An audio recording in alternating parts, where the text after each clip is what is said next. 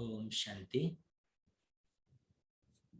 ओम सभी शांति बैठिए। साइलेंस में बैठेंगे, सिर्फ बाबा को याद करेंगे। 1 मिनट सभी साइलेंस में बैठे।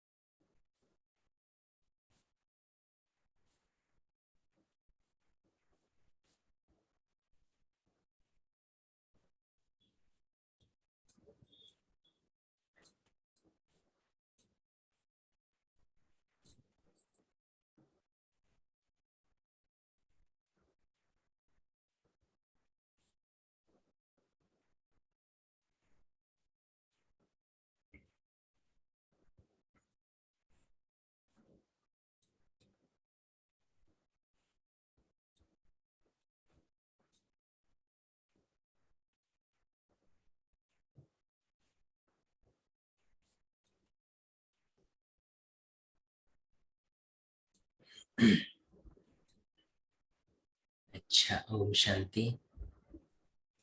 सबसे पहले तो कुलदीप भाई जी, सुरभि बहन, आपका बहुत बहुत धन्यवाद। ये मेरा भी सौभाग्य है, आप सबसे फिर से मिलने का मौका मिला है। लेकिन सबसे बड़े सौभाग्य की बात क्या है हमारे लिए कि संगम युग में घर बैठे बैठे कौन मिल गया? भगवान मिल गया ना।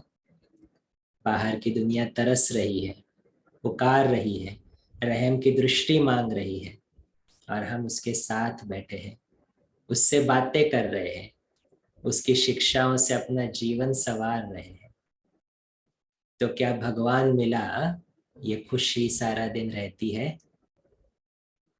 चेक करो अपने आप को। अभी तो क्लास में बैठे हैं तो सभी ऐसे ऐसे ऐसे ऐसे करेंगे। लेकिन परिस्थिति आती है, सिचुएशंस आती है, क्या उस वक्त वो खुशी, उस वक्त वो स्टेबिलिटी रहती है अंदर? हमें अपने आप को चेक करना है।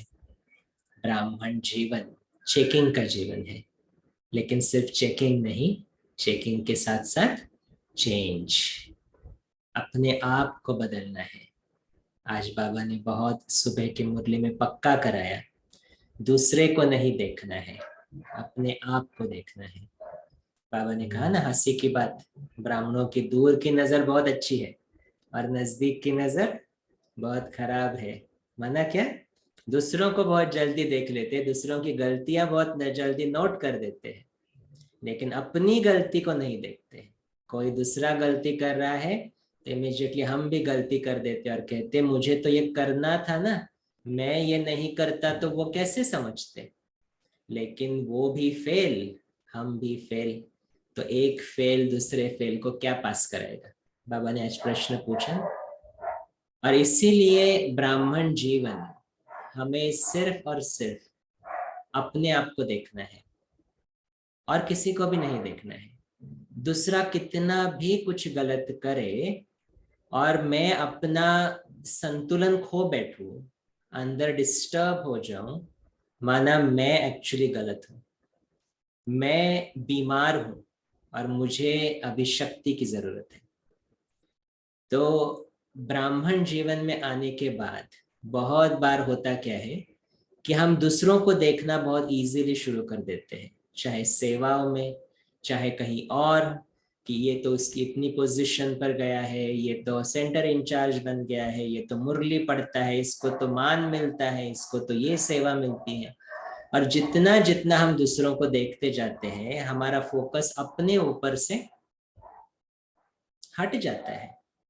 और अगर फोकस हट गया तो फिर क्या हो जाएगा? नुकसान किसका होने वाला है इसमें? सिर्फ और सिर्फ मेरा।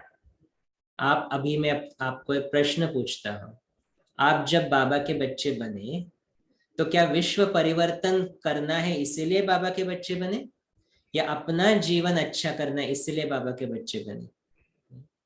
अपने लिए बने ना सभी, हाँ, अपने लिए बने। लेकिन फिर होता क्या है, धीरे धीरे हम अपना एम, ऑब्जेक्ट, जिसके लिए हम बाबा के पास आए हैं, वही भूल जाते हैं। और फिर भूल जाते हैं तो दुख होना शुरू हो जाते हैं। तो संगम युग एक्चुअली है खुशियों का युग। बाबा ने बीच में मुरली चलाई थी ना, आपको जो खुशी मिली है दूसरों को बांटनी है। तो चेक करना है क्या सारा टाइम वो खुशी की अनुभूति मुझे रहती है या बीच बीच में भूल जाती है। और अगर भूल जाती है तो उसका कारण क्या है, ये चेक करना बहुत जरूरी होता है। नहीं तो ब्राह्मण जीवन भी एक ऑर्डिनरी जीवन हो जाएगा। भगवान आया है सिर्फ हम बच्चों के लिए। और क्या चाहता है भगवान हमसे, कि मेरा हर एक बच्चा खुश रहे, सुखी रहे। और इसलिए बाबा हमारे लिए नई दुनिया भी बना रहे हैं। सभी चाहते हैं ना नई दुनिया में जाने के लिए, या कलयुग अच्छा लगता है? मेरे प्यारे बच्चे, मेरा प्यारा जॉब, ऐसा तो नहीं ना। करना जरूर है, जो चीजें रिस्पॉन्सिबिलिटी है वो तो जरूर करनी है, लेकिन ममत्व नहीं। तो बाबा ये नई दुनिया कैसे लाता है?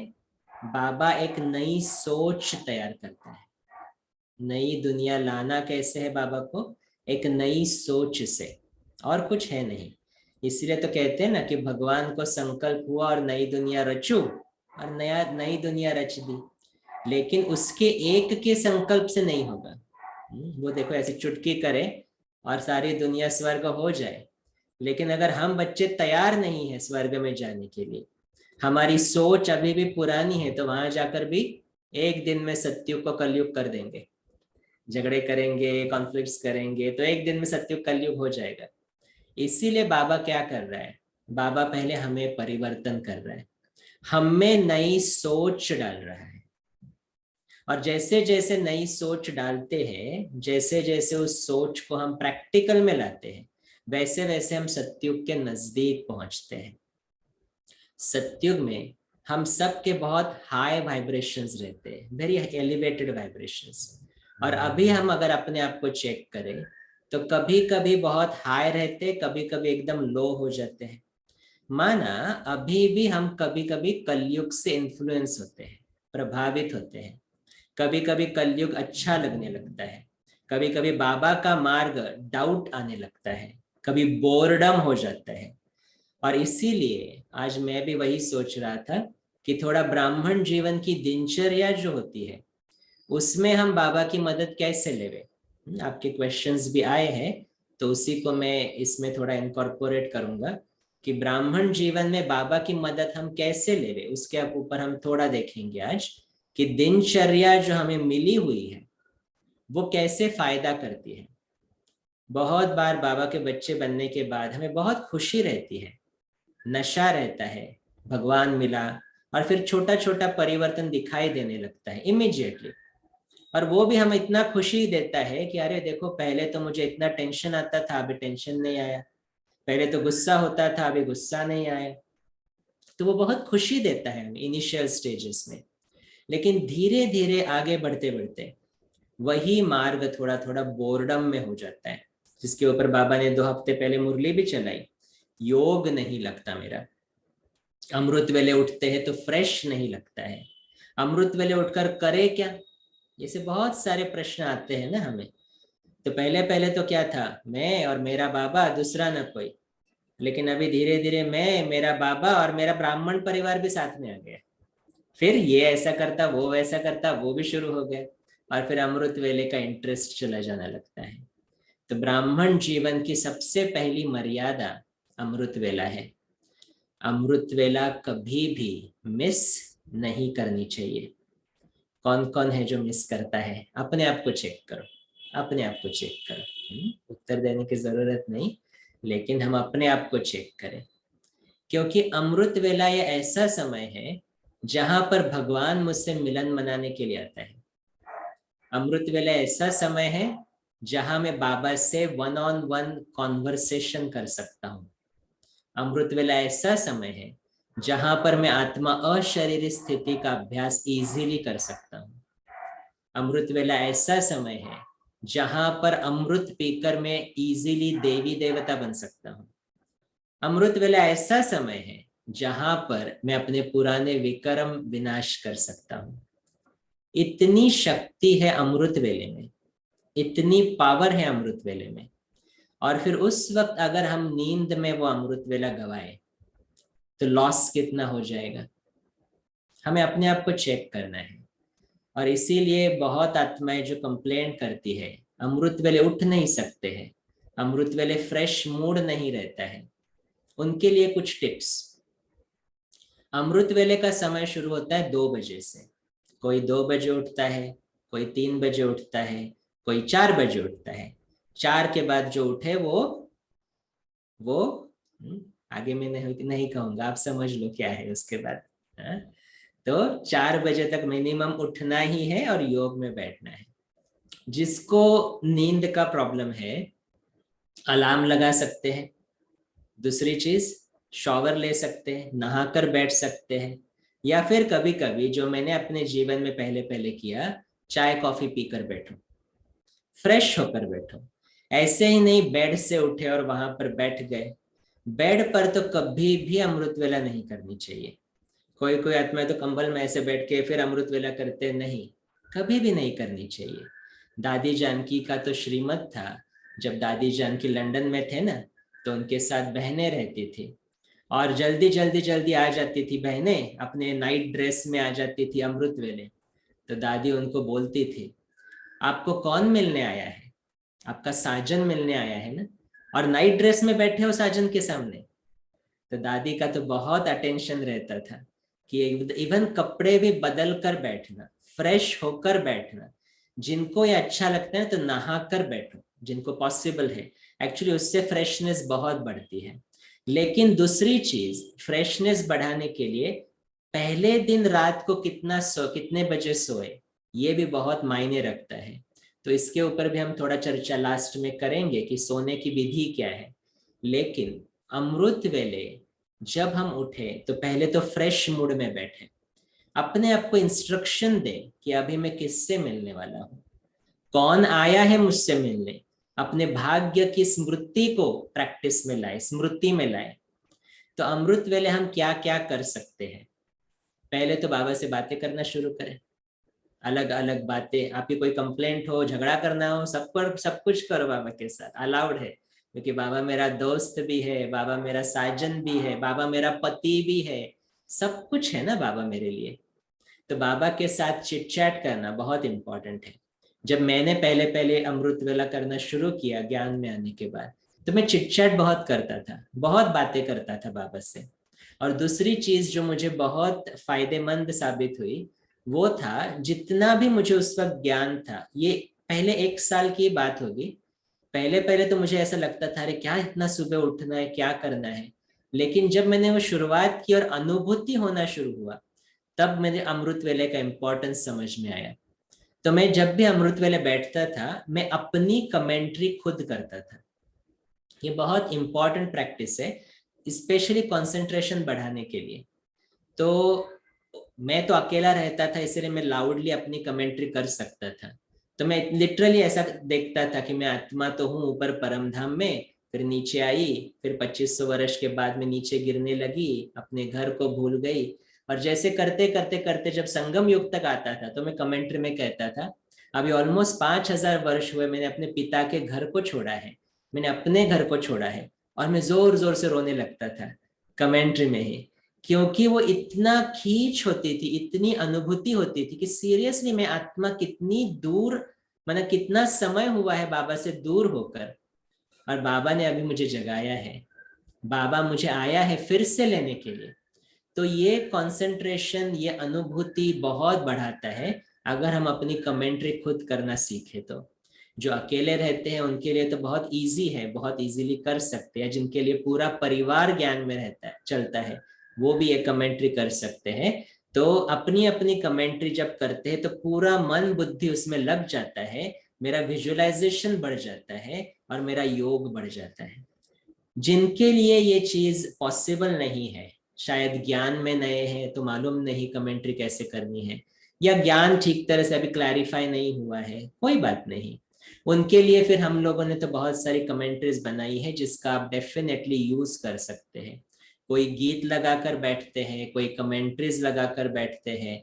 तो अलग अलग कमेंट्री में आप कभी 4 धाम यात्रा करो, मधुबन की सैर करो, कभी 5 स्वरूपों का अभ्यास करो, बाबा के प्रेजेंस को फील करो। ये बहुत इंपॉर्टेंट है कि ये अलग अलग विधि से हम अपने मन बुद्धि को बिजी रखें। अगर ये करते हुए भी मेरा कंसंट्रेशन नहीं हो रहा है, मेरा मन भटक रहा है, या रोज वो कर करके मुझे बोर हो रहा है, तो बाबा ने पिछली मुरली में कहा था सभी संबंध मेरे साथ अनुभव करो। तो मैं सुबह जैसे रात को हम सोए ना, तो हम क्या करें, अपना नेक्स्ट डे अमृत वेला क्या करना है उसका प्लानिंग करके सोए। ये बहुत इंपॉर्टेंट चीज है कि मुझे कल क्या करना है। मैं रात को रोज चार्ट लिखता हूँ, तो मैं बाबा को उसमें लिख कर देता हूँ, बाबा मुझे कल अशरीरी स्थिति का अभ्यास करना है, आप मुझे उठाओ जल्दी। बाबा मुझे कल फरिश्ता स्वरूप का अभ्यास करना है, मुझे उठाओ जल्दी। तो फिर उस वक्त मैं अमृत वेले बैठ के उसके बारे में सोचना शुरू कर देता हूँ कि अशरीरी माना क्या हो सकता है, कैसे बाबा उसको अनुभव करवा सकता है, बाबा ने उसके बारे में क्या क्या चीजें कही हैं। तो ये चीजें हम पहले ही प्लान करें। तो अलग अलग संबंध, अगर लेट्स से कल मुझे मैं एक माता हूं और कल मुझे बच्चे का संबंध अनुभव करना है बाबा के साथ, तो बच्चे के संबंध से कौन कौन सी क्वालिटी में बाबा में देखता हूँ, ये रात को रिवाइज करके सुनो। फिर सुबह उठेंगे ना तो उसी माइंड सेट में उठेंगे, फिर अमृत वेले में वो अनुभूति करना बहुत इजी हो जाता है, आसान हो जाता है। तो देखो अलग अलग संबंध करेंगे तो भी कितनी सारी अमृत वेला हो जाएगी ना। आज मुझे साजन का अनुभव करना है, तो अरे मेरा साजन आया है, मुझे श्रृंगार रहा है, मैं उसके साथ अभी वापस जाने वाली हूँ, तो मैं आत्मा कितनी श्रेष्ठ हूँ, मैं आत्मा अपने बाबा के, अपने पति के साथ, अपने साजन की सजनी हूँ। फिर बाबा मुझे कौन कौन से श्रृंगार दे रहा है, गुणों का श्रृंगार।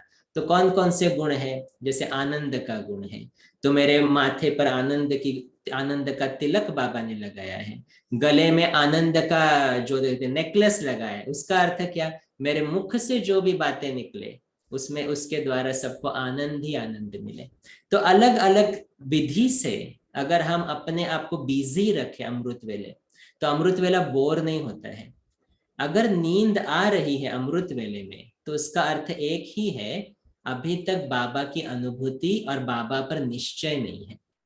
जो होता है उसमें गलत कुछ नहीं है, निश्चय होने में कोई कोई आत्माओं को टाइम लगता है, उसमें कुछ गलत नहीं है, लेकिन हमें निश्चय बढ़ाना है ना, क्योंकि एक ही वो है जिसके ऊपर निश्चय रखेंगे तभी तो हमारा विजय होने वाला है, अदरवाइज तो नहीं होगा। एक स्लाइट डाउट और हम शकुनी बन जाएंगे, और अगर निश्चय रहेगा तो फिर पांडवों की साइड में विजयी बन जाएंगे। और इसीलिए अलग अलग विधि, तो अलग अलग संबंधों की पहले रात को ही तैयारी करो, नेक्स्ट डे अमृत वेले आप उसका अभ्यास कर सकते हो। फिर इससे भी अगर नहीं हो रहा है तो मैं एक विधि बताता हूं कि अमृत वेले भी उठकर मुरली पढ़ो।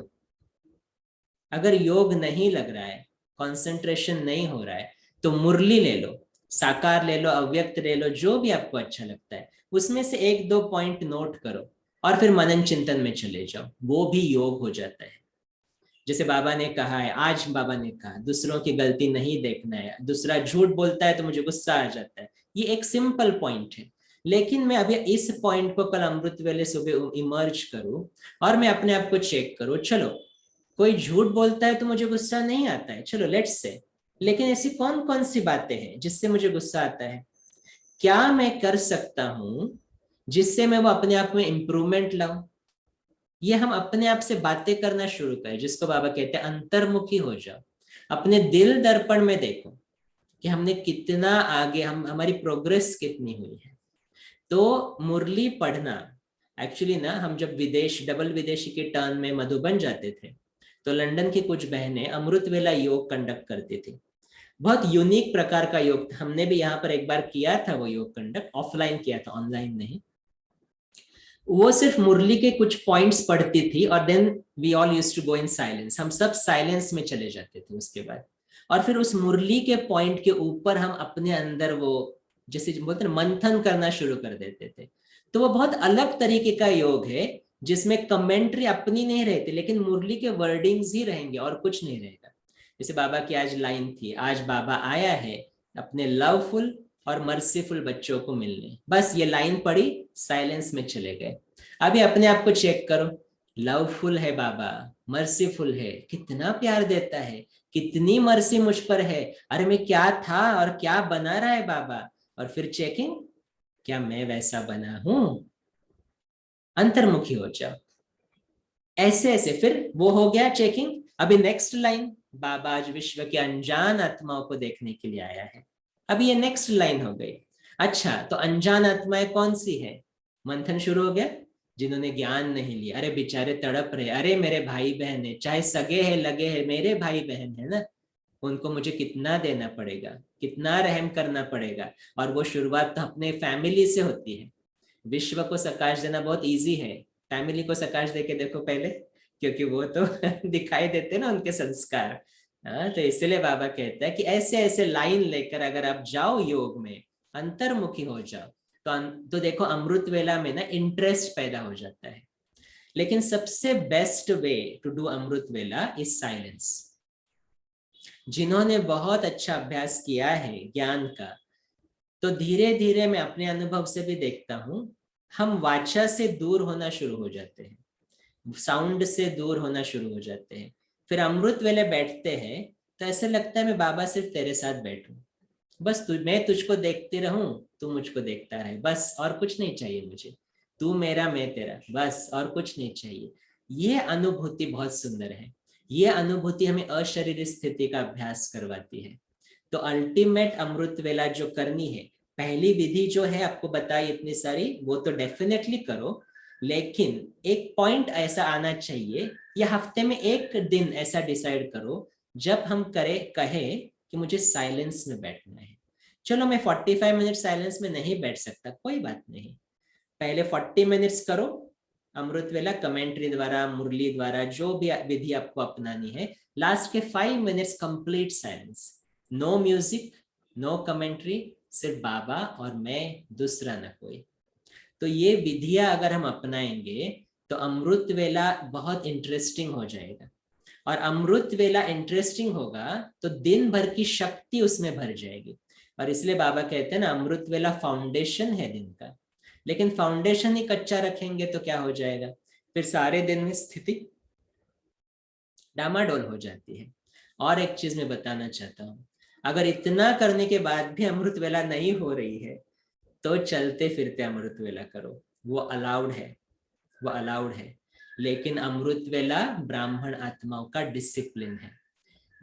जयंती बहन ने एक बार बाबा को बोला था, जयंती बहन बहुत बिजी रहते हैं ना सेवाओं में, इधर उधर भागना वो सब, तो रात को 11 बजे तक सेवा, 12 बजे तक सेवा चलती है।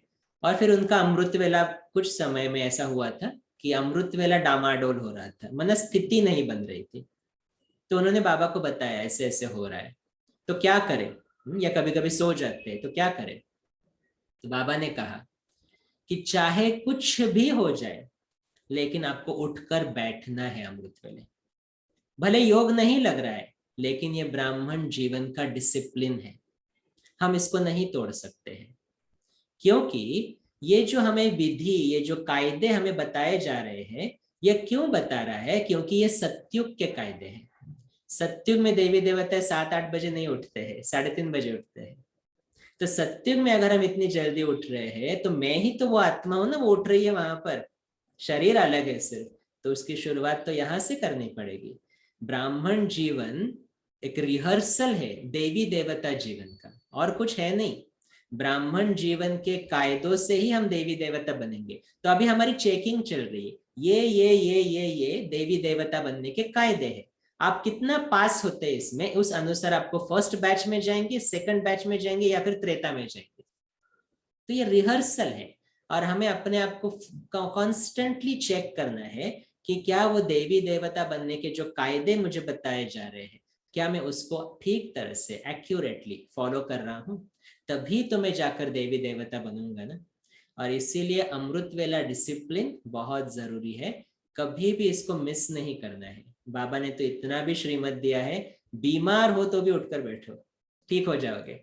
और ये दादियों ने करके दिखाया है, हमारे सामने एग्जाम्पल्स है। दादियाँ, दीदी दीदी मनमोहिनी कभी मिस नहीं करती थी अमृत वेला, एक दिन भी नहीं। मुरली नहीं, मम्मा, मम्मा को एक बार आई थिंक रमेश भाई जी, कहीं पर सेवा पे थे और बहुत लेट आए, 12 बजे वगैरह आए, और मम्मा को आदत थी 2 बजे उठने की। तो रमेश भाई ने आकर उनको कहा, आई थिंक रमेश भाई या ब्रिजमोहन भाई ऐसा कोई तो भी था, तो उन्होंने उनको कहा मम्मा अभी तो बहुत लेट हुआ है, आप थोड़ा रेस्ट लो, कल सुबह उठो नहीं। मम्मा ने एक प्रश्न पूछा, बाबा ने ऐसी कौन सी मुरली में कहा है कि आपको रात को लेट हो जाए तो अमृत वेला मिस करो, वो मुरली मुझे ला कर दो। ऐसी है कोई मुरली? कहता है बाबा कभी बहुत थक गया ना बच्चा मेरा, सो जाओ थोड़ा? नहीं, वो माया कहती है। तो हम किसके बच्चे, माया के या बाबा के? हाँ, तो अपने आप को चेक करो। बाबा ने कभी परमिशन दिया नहीं है सोने के लिए अमृत वेले, क्योंकि वो मिलन मनाने का समय, मेरा साजन आया है। अरे साजन से नहीं मिलोगे क्या? हाँ, बाबा ने कहा ना, इतना 2500 वर्ष धक्का खा खा के साजन मिला है आपको, तो कितना खुशी होनी चाहिए। तो खुशी के लिए तो अमृत वेला है, इसलिए अमृत वेला डिसिप्लिन नंबर 1। अमृत वेले के बाद सोना नहीं है, उसके लिए बाबा ने मना किया है। अमृत वेले के बाद फिर क्या कर सकते हैं? मुरली पढ़ो, मुरली का मनन चिंतन करो, मुरली को अगर चाहिए तो पॉइंट्स नोट डाउन करो। तो बहुत अच्छी प्रैक्टिस हो जाती है अमृत वेले के बाद। कोई कोई वॉक पर जाते हैं, एक्सरसाइज करो, शरीर की एक्सरसाइज भी इंपॉर्टेंट है। एक्सरसाइज कर सकते मुरली, अमृत वेला और मुरली के बीच में। फिर उसके बाद कोई क्लास सुन सकते हैं, अगर आपको अच्छा लगता है क्लास सुनना, कोई अच्छी इंफॉर्मेशन जाएगी, सीनियर से क्लास तो आप सब जगह पर अवेलेबल है। तो अमृत वेले के बाद सोने के लिए अलाउ नहीं करते हैं। एक बार ये प्रश्न एक सीनियर बहन को पूछा गया था, अनीता दीदी, आपको शायद मालूम होंगे, चंडीगढ़ के। तो उनको पूछा गया तो उन्होंने भी कहा स्ट्रिक्टली नो, स्ट्रिक्टली नो, अमृत वेले के बाद नहीं सो सकते। अगर उन्होंने फिर ऐसा कहा था कि अगर आपका जॉब बहुत मेंटल कैपेसिटी का है, मतलब बहुत सारा दिमाग यूज करने वाला है, और आपके पूरे दिन में बिल्कुल भी रेस्ट नहीं मिलता है, तो थोड़ी देर आप रेस्ट ले सकते हो। बट अदरवाइज बाबा की श्रीमत कहती है ये नहीं कर सकते हम अमृत वेले के बाद। हम लोग क्या करते थे, जब मैं विदेश में था तो हमारी मुरली रहती थी 6 बजे, तो हम 5:30 बजे सेंटर खोलने चले जाते थे। तो 4:45 तक तो अमृत वेला कर दिया, फिर नहाकर फ्रेश होकर 5:30 तक हम जाते थे सेंटर। फिर 7, 7:30 बजे वापस आते थे मुरली के बाद, और फिर भोजन बनाते थे। भोजन बनाने के बाद मैं आधा घंटा सोता था ऑफिस जाने से पहले। उससे फिर रेस्ट भी मिलता था मुझे, सारे दिन के लिए फ्रेश भी रहते थे।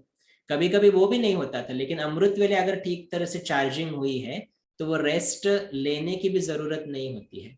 और इसीलिए अगर बहुत हेक्टिक जॉब है, या फिर सारे या शरीर की कोई तकलीफ है, तो ही थोड़ा रेस्ट लो, वो भी रेकमेंडेड है मुरली के बाद।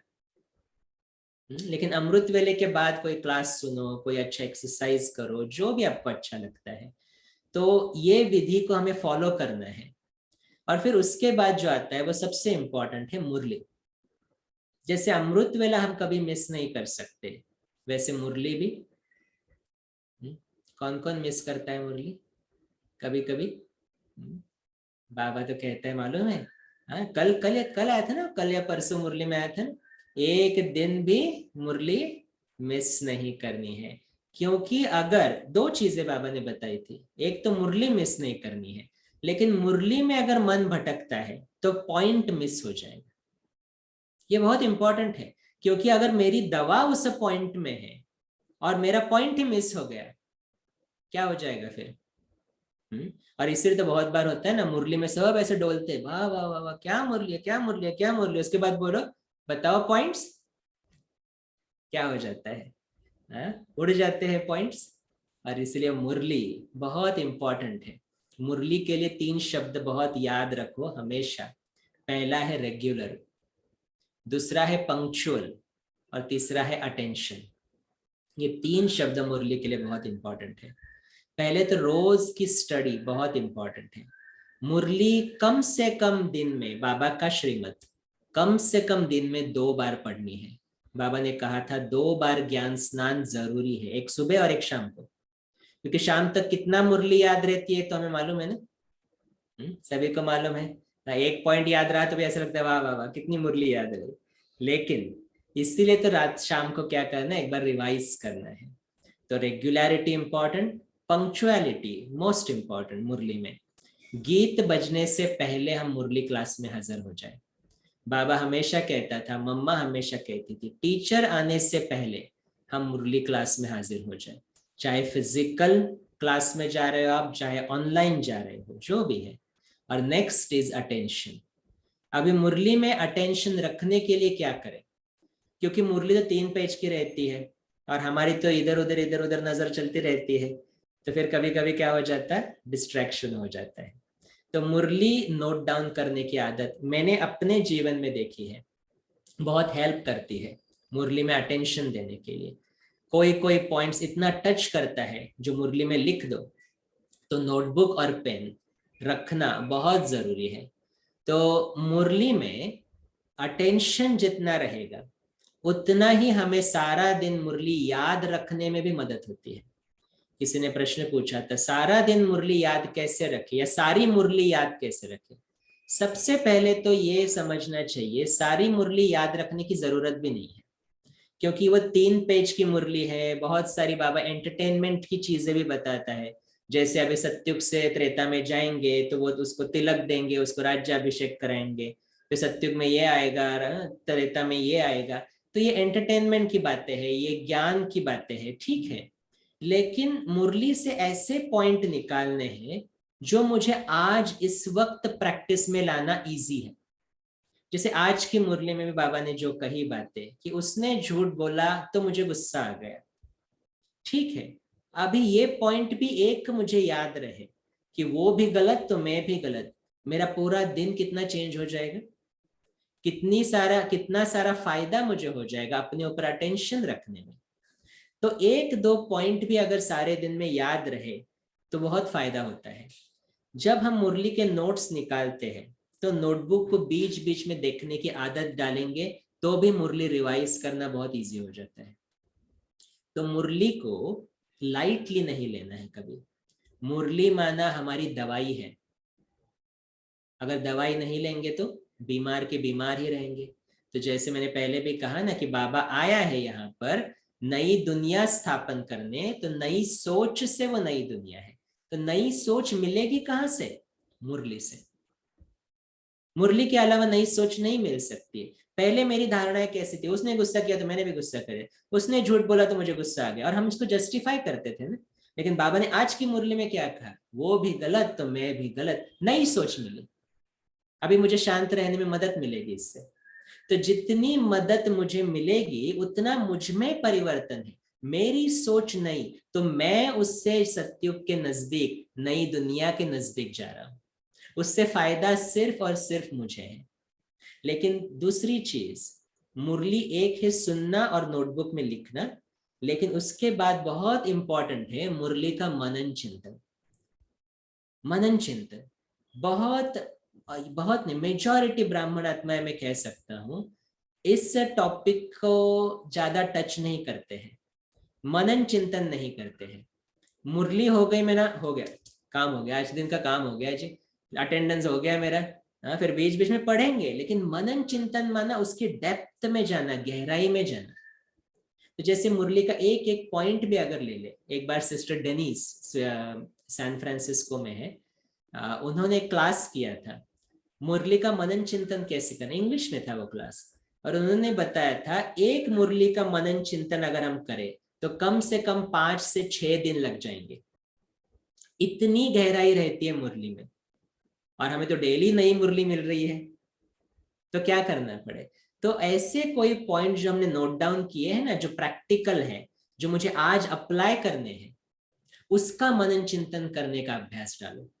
मनन चिंतन कैसे करना, भी ये प्रश्न भी आया था। मम्मा ने एक बार कहा था माया के 5 दरवाजे हैं, क्या, क्यों, कब, कैसे और कहाँ। और मनन चिंतन के भी यही 5 विधि है, क्या, क्यों, कब, कैसे और कहाँ। ऐसा ही है माना। अभी देखो, परसों बाबा ने एक मुरली चलाई, उसमें बाबा का महावाक्य था कि मैंने आपको जो खुशी दी है वो आपको सबको देनी है, बच्चों का काम है सबको सुख शांति बांटना। 2-3 दिन पहले शायद मुरली आई थी, करेक्ट। अभी इस एक लाइन को मनन चिंतन करें, तो इस शब्द को हम यूज करें। अभी मेरा कर्तव्य क्या बताया बाबा ने, सुख शांति बांटनी है। क्या बांटना है, सुख शांति बांटनी है। कब देना है, ऐसा तो नहीं ना वो दे तब मैं दूं, ऐसा है क्या मैं उसकी वेट करूं, उसने मुझे 10 बार दिया तो मैं एक बार दूं, ऐसा तो नहीं है ना। तो ये अभी अपने आप की चेकिंग शुरू होगी, सारे दिन में मैं दूसरों को सुख शांति कब देता हूँ, चेक करो अपने आप को। चलो घर वाले अलग, घर में काम करने वाली बाई है, क्या उसको सुख शांति में देता हूँ, या उसके ऊपर ऑर्डर्स चलाता हूँ, उसको एरोगेंटली बात करता हूँ, वो भी तो आत्मा है ना, वो भी तो मेरी बहन है ना, तो उसके साथ मेरा व्यवहार कैसा है। बाहर ग्रोसरी शॉपिंग के लिए चले गए, वहां पर जो होते हैं वो स्कैनिंग करने वाले होते हैं, पैसे भरने वाले, उनको मैं सुख शांति दे रहा हूँ कि नहीं, और उसमें क्या सुख शांति का ज्ञान नहीं देना है उसको, एक मुस्कुराहट भी बहुत काम करती है, क्या मैं वो कर रहा हूँ, अपने आप को चेक करना है। तो मनन करने के लिए अलग अलग पॉइंट्स को अपनी विधि, लेकिन हम सुख शांति देंगे भी कब, सबसे पहले उस वक्त क्या होना चाहिए, मुझ में सुख शांति होनी चाहिए, मेरे पास जो है वही तो मैं दूसरों को दे सकता हूँ ना। तो इमीडिएटली अपनी चेकिंग, क्या मैं उसकी अनुभूति करता हूँ, क्या बाबा से मुझे सीरियसली सुख शांति मिली है, अपने आप को चेक करना है। तो जितना मैं अपने आप को चेक करूंगा मुझे भी समझ में आएगा कि अरे पहले तो मुझे भरनी पड़ेगी, फिर ये व्यक्ति मुझसे अगर गलत व्यवहार भी कर रहा है फिर भी मेरा कर्तव्य क्या बताया बाबा ने, सुख शांति देना है। क्या मैं दे सकता हूं या अंदर डिस्टर्बेंस होता है, और सुख शांति सिर्फ मुख से नहीं दे सकते, सुख शांति वाइब्रेशन से मिलती है। तो अगर मैं थोड़ा भी अंदर डिस्टर्ब हो जाऊं तो मैं सुख शांति तो नहीं दे रहा है ना। तो क्या देना है, सुख शांति कब देनी है, हर वक्त देनी है, ऐसा नहीं वो मुझसे अच्छी तरह से बात करे तो मैं, कैसे देनी है, इसके लिए मुझे पहले अपने में भरना जरूरी है। फिर बाबा ने कहा कि क्यों बांटनी है, क्योंकि सुख शांति हम बांटेंगे तो सबसे पहले मिलेगी किसको, हमको ही तो मिलेगी ना, और किसको मिलने वाली है, तो फायदा किसका है इसमें, सिर्फ मेरा फायदा है। तो अगर एक एक पॉइंट को हम अपने अंदर धारण कर दे, एक एक पॉइंट को अगर हम ऐसे मनन करने का अभ्यास करें, जैसे बाबा ने बीच में कहा बाबा आया है आपका सब कुछ लेने, कौन सा रोल हो सकता है बाबा का, करनी घोर का रोल है। तो मुझे क्या क्या देना है, पुराना कीचड़ा, अच्छा पुराना कीचड़ा क्या है मेरे पास, चेक करो, अच्छा ये शरीर भी पुराना है, अरे मेरे संकल्प कितने गंदे चलते हैं, पुराने संकल्प, अरे ये दुनिया, ये रिश्ते, ये दुख देने वाले रिश्ते सभी किसको दे देने, बाबा को देने ना, किसने निमित्त बनाया मुझे, बाबा ने निमित्त बनाया है। तो एक पॉइंट के ऊपर भी बहुत मनन चिंतन हो सकता है अगर हम इन पॉइंट्स को अलग अलग तरीके से ले लें। तो मनन चिंतन जो हम करते हैं उसको बढ़ाना बहुत जरूरी है, एक एक पॉइंट को ले लो, एक एक पॉइंट को मनन चिंतन माना, और उसके लिए अलग अलग मुरली पढ़ना भी जरूरी है, क्योंकि जितनी मुरली पढ़ेंगे ना हम ज्यादा से ज्यादा, उतना मनन चिंतन में बहुत मदद होती है। जब मैं ज्ञान में आया ना तो पहले पहले मुझे मुरली का इतना नशा चढ़ा था, इतना नशा, और उस वक्त ना ये ऑनलाइन नहीं मिलती थी मुरली, सिर्फ सेंटर्स पर मिलती थी, ये ऑनलाइन वगैरह बाद में शुरू हो गया है। तो हमें जो भी मुरली पढ़नी है सेंटर्स पर पढ़नी है। तो मैं ऑफिस का काम करके आता था, घर पर आता था फ्रेश होके, फिर 6 बजे सेंटर चला जाता भाग भाग के, और हमारे सेंटर पे बहुत बड़ा कबर्ड था जहाँ पे बहुत सब पुरानी मुरलियां लगी हुई थी। तो मैं एक फाइल निकालता था, मुरली पढ़ना, उसके नोट्स निकालना, जैसे एकदम स्टूडेंट लाइफ हो गई थी मेरे लिए। फिर मैं जब सेंटर पर रहने लगा तो सेंटर पे ऐसा बॉक्स मिला मुझे अचानक, उसमें सब मुरलियां थी, अव्यक्त मुरली, बुक्स रहते ना हमारे, तो मैं रोज एक एक दो दो मुरलियां पढ़ रहा था, इतनी खुशी होती थी मुरली पढ़ने के बाद। फिर मेरे पेरेंट्स मुझे पूछते थे आपको भारत से क्या भेजे वहां पर, मैं हमेशा कहता था कुछ नहीं, मुरली भेजो, क्योंकि मिलती नहीं थी ना मुरली। तो वो मुरली का यहाँ के सेंटर से मुरली नहीं देते घर पे, तो यहाँ के सेंटर से हिंदी मुरली का बंच किसी न किसी के द्वारा वो भेजते थे। फिर मैं ऑफिस में रखता था मुरली, और जब भी काम से ब्रेक मिले मुरली पढ़ो कुछ ना कुछ, और इतनी खुशी। और इसीलिए ये जो आदत है ना हमें मुरली पढ़ने की, अभी अव्यक्त मुरली 1 पेज पढ़ो, 2 पेज पढ़ो, पूरी मुरली पढ़ने की भी जरूरत नहीं है, लेकिन जितना पढ़ेंगे मनन चिंतन में बहुत मदद होती है उससे। और जितना जितना अंदर वो जाता जाएगा ना तो बाहर भी क्या आएगा, वही थॉट्स आएंगे ना। हम कहते हैं रात को नींद नहीं आती है, रात को सपने गंदे आते हैं, क्यों, क्योंकि अभी भी ऑलरेडी बहुत सारे ऐसे गंदे थॉट्स है अंदर, सबकॉन्शियस लेवल पर है।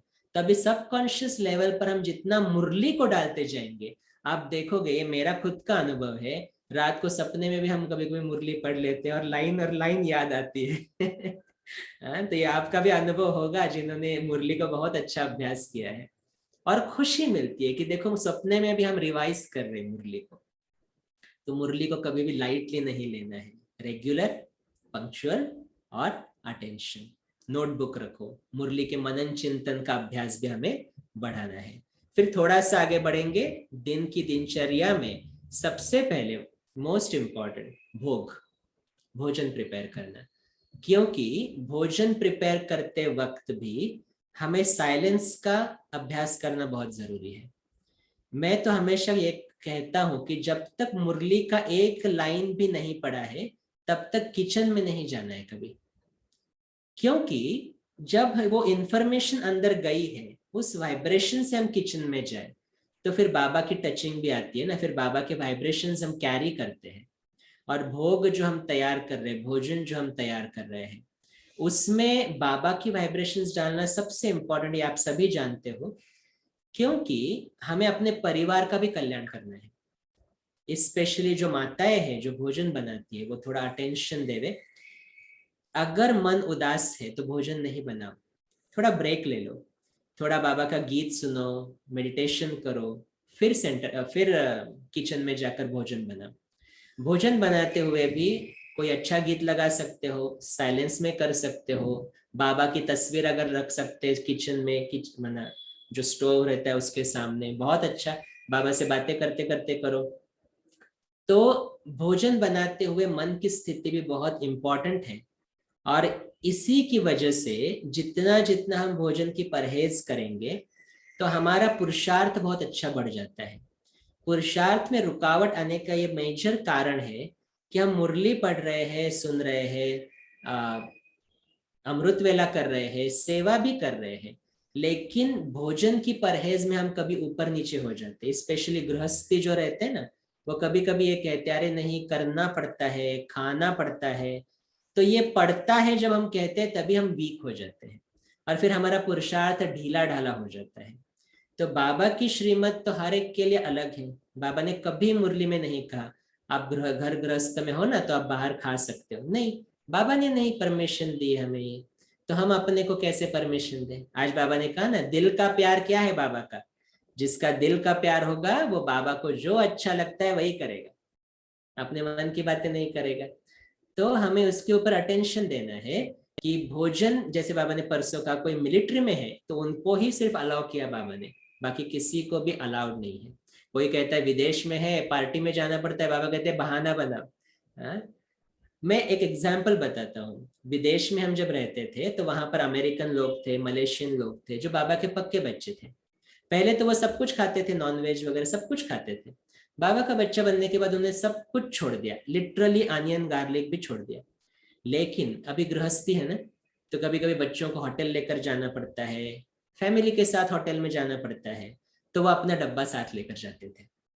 या वर्स्ट केस सिर्फ सैलेड खाते थे, सैलेड के साथ ड्रेसिंग नहीं, ड्रेसिंग में भी कभी अनियन गार्लिक रह सकता है। तो मैं भी अभी ऑफिस में जब रहता था तो एक तो मैं रोज अपना डब्बा लेकर जाता था बनाकर, लेकिन कभी पार्टीज में जाना पड़ता है, जैसे टीम लंच होता है, कहीं पर जाना पड़ता है, तो उस वक्त हम सिर्फ सैलेड लेते थे और कुछ भी नहीं, सूप वगैरह भी नहीं, क्योंकि सूप में भी अनियन गार्लिक डालते हैं बहुत जगह पर। और इसीलिए हमें अटेंशन देना है, पुरुषार्थ अगर बहुत तीव्र करना होगा तो भोजन की परहेज बहुत इंपॉर्टेंट है। इन वर्स्ट केस जहां पर हमें ऐसा खाना पड़ रहा है जहां पे लिटरली रिश्ता टूटने वाला है और इसीलिए हम खा रहे हैं, ऐसा तो हो ही नहीं सकता एक्चुअली, अगर हम अपनी धारणा में पक्के होंगे तो रिश्ता कभी टूट नहीं सकता किसी के साथ। लेकिन चलो कोई बहुत ज्यादा बहाना बना रहा है और कोई है ऐसी हालत कि नहीं खा सकते हैं, मना सॉरी, नहीं बच सकते उसमें से, तो बाबा कहता है वर्स्ट केस में दृष्टि दे दो, दृष्टि लेकर स्वीकार करो, लेकिन वो भी वेजिटेरियन फूड ही, जिसमें अनियन गार्लिक बिल्कुल भी ना हो। तो ये प्रश्न पूछा गया कि अनियन गार्लिक हम तो नहीं खाना चाहते लेकिन घर में लोग खाते, तो क्या करें। जिनको खाना है खाने दो, लिटरली फोर्स नहीं करो कभी किसी के ऊपर। हमारे पास एक केस आया था जहां पर उस माता ने सुना कि अभी नहाकर ही भोजन बनाना है। जो इम्पोर्टेंट है वो सबके लिए कंपलसरी है, कभी भी बिना नहाए भोजन नहीं बनाना, तो नहाकर ही भोजन बनाना है। लेकिन उसने वो थोपना शुरू कर दिया अपने परिवार के ऊपर, तो परिवार हो गया परेशान। अभी बिना नहाए हम किचन में भी नहीं जा सकते, पानी भी नहीं पी सकते। तो ऐसा नहीं करना है। जो भी बाबा की श्रीमत मिली है वो मेरे लिए है। तो यहाँ पर जो भी माताएं ना, बहुत सारी माताएं क्या करती है, उनकी बहू जो रहती है वो बहुत सारी चीजें खाते रहते हैं, ज्ञान में नहीं है। तो अभी ये माता क्या करती है, अपने बर्तन अलग रखती है हमेशा, कि मेरे ये 2-3 बर्तन है, एक सब्जी के लिए एक रोटी के लिए, जो भी है वो अलग रख दिया, उसमें मैं अपना भोजन बनाऊंगी, बाकी उनको जो करना है कर ले। तो अगर आपके घर में कुक भी है तो बाकी के परिवार के लिए अगर उनको भोजन बनाना है बनाने दो, लेकिन आप अपना भोजन बनाओ। आप विदाउट प्याज लहसुन करो, आप अपनी परहेज नहीं छोड़ो कभी भी।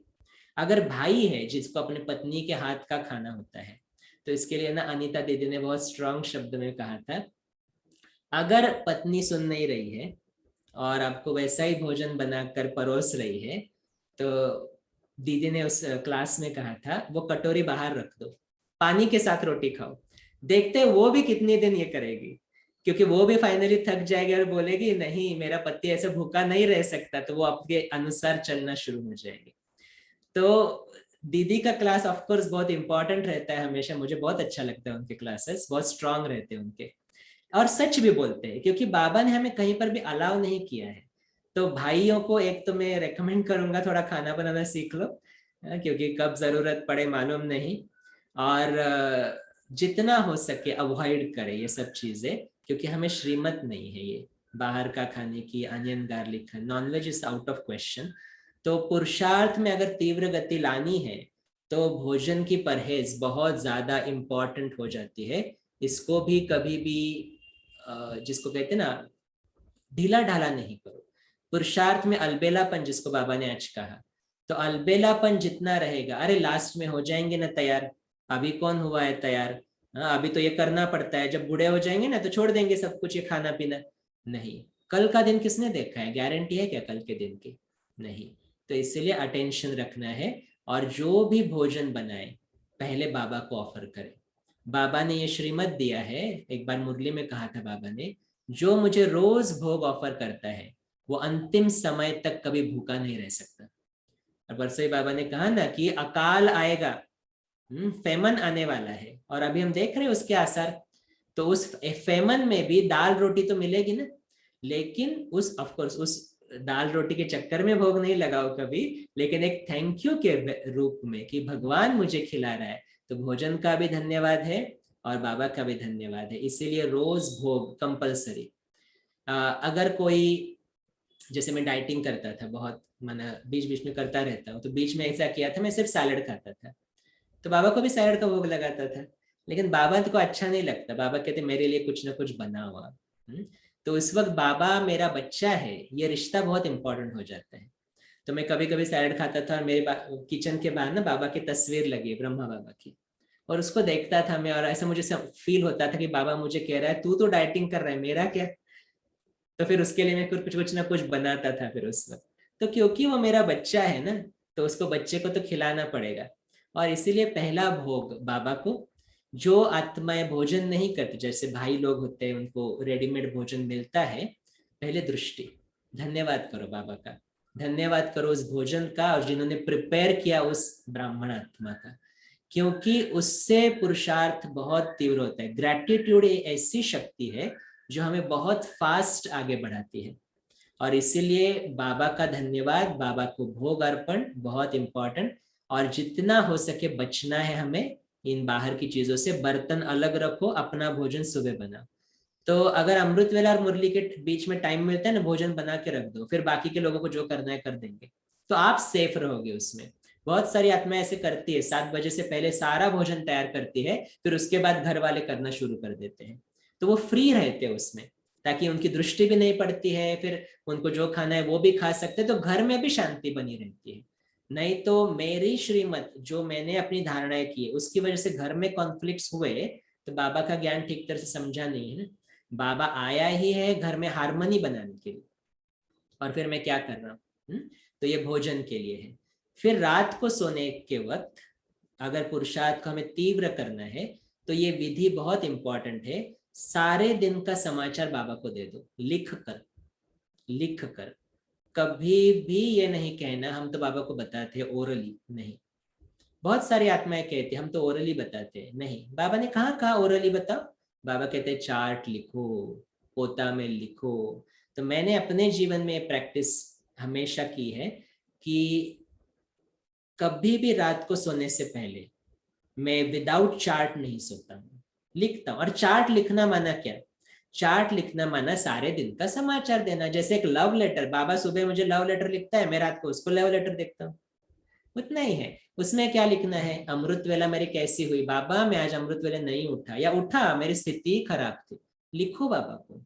बाबा मुरली थी आज क्लास में, मेरा मन इतना भटक रहा था ना, कुछ सुनाई नहीं दे रहा, लेकिन ये एक दो पॉइंट से लिखो बाबा को, बताओ बाबा को कि मेरी स्थिति क्या है। सारे दिन में बाबा मैं बहुत अपसेट हुआ, आज वेदर ऐसा था, वो व्यक्ति आया था ना उसने ऐसे बोल दिया तो मेरा गुस्सा हो गया, लिखो बाबा को। बाबा इसलिए तो कहते हैं ना, अविनाशी सर्जन को नहीं बताएंगे तो दवाई कैसे मिलेगी? तो ये लिखना है, लिटरली लिखना है। मैंने अपने पुरुषार्थ में 3 डायरीज बनाई है, अभी 3 डायरीज है।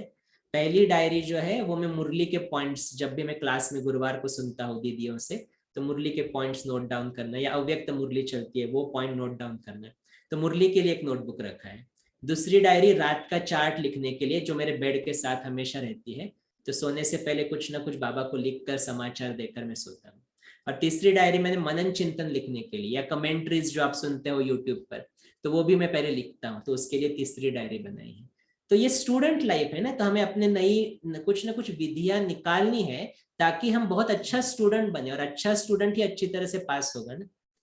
तो इसीलिए चार्ट को लिखना है रात को, अमृत वेले का समाचार, सारे दिन का समाचार, मुरली का समाचार, ये सब कुछ बाबा को देना है।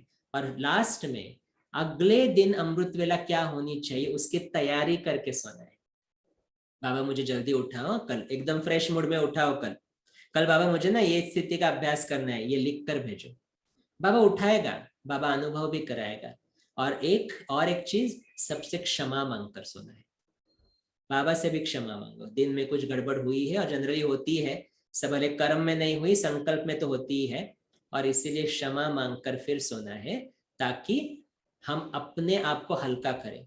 नींद की बीमारी जिसको होती है ना, वो ये ट्राई करे डेफिनेटली, कि हम क्षमा मांगकर सोए तो हल्का होकर सो जाएंगे। और जितना हल्का होकर सोएंगे तो सुबह नेक्स्ट डे अमृत वेला फ्रेश, सब कुछ कनेक्टेड है, सब कुछ कनेक्टेड है। तो अभी तो समय हो गया है, तो मैं एक चीज आपको रिकमेंड करूंगा, 12 जनवरी 79 की मुरली आप सभी पढ़ो। 12 जनवरी 79, तो कुलदीप भाई, सुरभि बहन, हमारे यूट्यूब चैनल पर भी वो मुरली है। उसमें बाबा ने बताया है कि बाबा का साथ का अनुभव सारे दिन में कैसे कैसे करें, और खुशी का अनुभव कैसे करें। तो जैसे ऑफर भोग करना है तो कैसे करें, फिर बाहर घूमने जाना है तो बाबा के साथ कौन सा रिश्ता निभाए। आपको फिल्म अच्छी लगती है तो कौन सी फिल्म देखना है। हाँ, बाबा कहते वो वाली फिल्म नहीं देखना है, बाबा कहते अपने ड्रामा की फिल्म देखो, याद करो, स्मृति में लाओ, एंटरटेन करो खुद को। तो वो मुरली बहुत इंपॉर्टेंट है, अगर ब्राह्मण जीवन में याद को बढ़ाना है, पुरुषार्थ को बढ़ाना है, तो वो मुरली आप जरूर पढ़े, या जो यूट्यूब लिंक है आप सबको भेज भी सकते हो। तो जितना जितना हम ये विधियों का पालन करते जाएंगे, अमृत वेले की विधि है, मुरली सुनने की विधि है, दिन में मनन चिंतन की विधि है, भोजन की विधि है, या फिर रात को सोने की विधि, जो भी विधि को पालन करेंगे, तो आपको क्या लगता है, आप हमारा 8 घंटे का चार्ट हो जाएगा या नहीं हो जाएगा? हो जाएगा ना, आसानी से हो सकता है। बैठे बैठे 8 घंटा किसी को टाइम नहीं है, इवन सेंटर्स वालों को भी टाइम नहीं रहता है, क्योंकि सेवाएं इतनी रहती है। इसलिए बाबा क्या कहता है, चलते फिरते, बीच में तो बाबा ने कहा पेशेंट्स के लिए सोते हुए भी योग कर सकते हो, अलाउड है। योग माना है ही क्या ना, याद, और कुछ है नहीं। और याद माना कॉन्वर्सेशन, बातें करो, और कुछ नहीं है योग, डिफिकल्ट नहीं है। अरे बाप रे, मैं बिंदु, वो बिंदु कैसे उसको याद करो, इतना नहीं जाओ उसमें। है वो बिंदु, ठीक है, लेकिन क्या है वो, मेरा मेरा बच्चा है, मेरा पति है, मेरा साजन है, मेरा फ्रेंड है। तो फ्रेंड के साथ क्या करेंगे, बातें ही तो करेंगे ना, वही योग हो जाता है। तो योग है बहुत इजी, हम बहुत डिफिकल्ट बना देते हैं उसको। तो तीव्र पुरुषार्थ करने के लिए एक ही चीज है हमारे लिए, और वो है बाबा ने जो विधियां बताई है उसका सिर्फ पालन करना है। चेकिंग होनी चाहिए सारे दिन में, कि मेरी मन में उदासी तो नहीं है, मेरे मन की खुशी कम तो नहीं हो रही है, अगर किसी कारणवश खुशी कम हो रही है, किसी कारणवश उदासी बढ़ रही है, माना कहीं ना कहीं विधि मिसिंग है। और इसलिए बाबा बहुत बार कहते हैं, आप अमृत वेले उठकर बैठ तो जाते हो, लेकिन स्थिति की प्रैक्टिस नहीं करते हो, तो फिर आधा निद्रा लोक, आधा बाबा के पास, और फिर अमृत वेले के बाद ऐसे लगता है कुछ अनुभव ही नहीं हुआ। इसीलिए अटेंशन देना है। और बाबा इसीलिए तो रिसेंट मुरली में भी बाबा ने कहा ना, अभी अटेंशन बढ़ाओ, लेकिन अटेंशन का टेंशन नहीं करो। अभी मुझे ये भी सोचना है, वो भी करना है, वो भी करना है, नहीं, दिनचर्या क्लियर है हमारी। और जितना जितना इस दिनचर्या को फॉलो करेंगे, हमारे संकल्प श्रेष्ठ होते जाएंगे। संकल्प श्रेष्ठ तो श्रेष्ठ कर्म भी होंगे, जिसको बाबा कहता है श्रेष्ठाचारी बनेंगे, श्रेष्ठ आचरण में आएंगे। और जितना श्रेष्ठ आचरण में आएंगे, उतना दुनिया में क्या हो जाएगा, सभी श्रेष्ठाचारी बन जाएंगे, देवी देवताओं का राज्य आ जाएगा। यही विधि है। बाबा ने सिर्फ लेआउट बताया, ऐसे ऐसे ऐसे ऐसे ऐसे करो, स्थिति को अपना ऐसे ऐसे ऐसे ऐसे चेक करो, बस देवी देवता बन जाएंगे।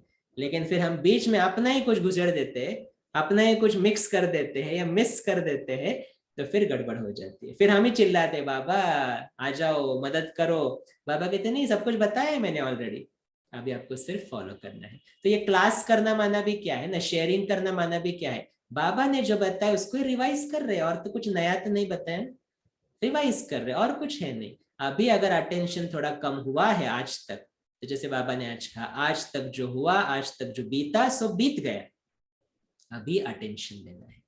ठीक है, तो दिनचर्या को अटेंशन से फॉलो करना है, मनन चिंतन को बढ़ाना है, और भोजन की परहेज बहुत इंपॉर्टेंट। बाबा को भोग लगाओ, अगर कोई लगाता नहीं है ना, भाइयों को भी आदत डालना बहुत जरूरी है। माताएं तो करती है मेजोरिटी, लेकिन भाइयों को ये आदत डालना बहुत जरूरी है। एक भाई है हमारे पास, उनके घर में बहू के हाथ का खाना पड़ता है, थोड़े वृद्ध है तो ठीक है, बहू ज्ञान में नहीं है, लेकिन वो कुछ ना कुछ ड्राई फ्रूट्स का भोग हमेशा बाबा को लगाता है। रोज ड्राई फ्रूट्स रख देगा, कभी फल रख देगा, लेकिन पहले बाबा तू खा।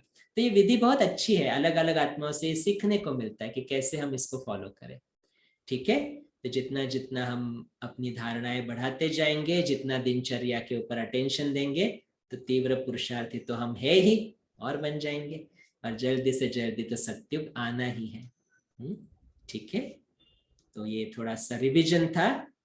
अभी समय तो हो चुका है भाई जी, क्या करें?